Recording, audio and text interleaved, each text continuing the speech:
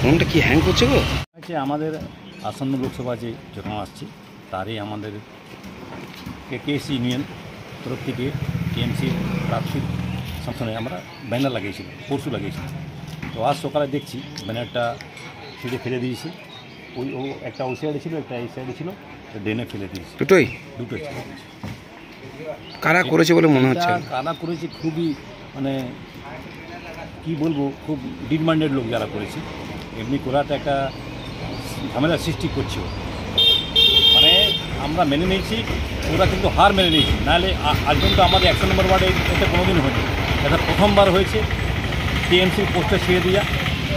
তার মানে আমরা বুঝছি ওরা হার মেনে নিয়েছে, এটা নোংরা কাজ করছে।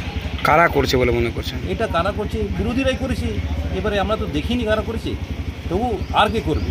যাদের সঙ্গে আমাদের এখানে দুটা প্রার্থীর যাদের মধ্যে ট্যাসেল আছে ওরাই করেছে, বিরোধী লোক করেছে।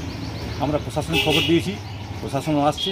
আমরা লিখিত ইলেকশন কমিশনকে আমরা লিখিত কমপ্লেন করব। এটা খুবই নোংরা কাজ, এমনি রাজনীতি হয় না, এটা নোংরা রাজনীতি। আপনার নাম? রতন বসি, আমি এখানকার সেক্রেটারি আছি।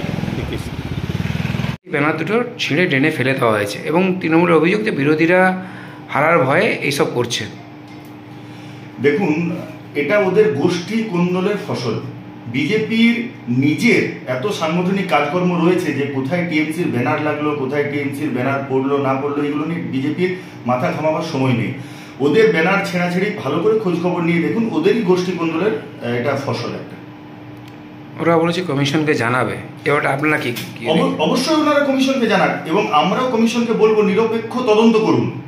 যদি বিজেপির ওখানে দোষী না পাওয়া যায় তাহলে বলুন, টিএমসির যারা উচ্চ নেতৃত্ব আছে, যারা বিজেপির উপর আরোপ লাগাচ্ছে, তারা সর্বসমক্ষে ক্ষমা চাইবেন। আমি এখনো জোর গলায় বলছি, বিজেপির কাজ এটা নয়, বিজেপি এই ধরনের কাজ করে না। বিজেপির শিক্ষা দীক্ষা মানসিকতা সম্পূর্ণ আলাদা।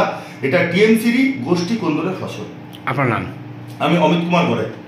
কি পোস্টে আছেন? আমি রাজ্য কমিটি যুব মোর্চার সদস্য, দুর্গাপুর বর্ধমানের ইনচার্জ যুব মোর্চার।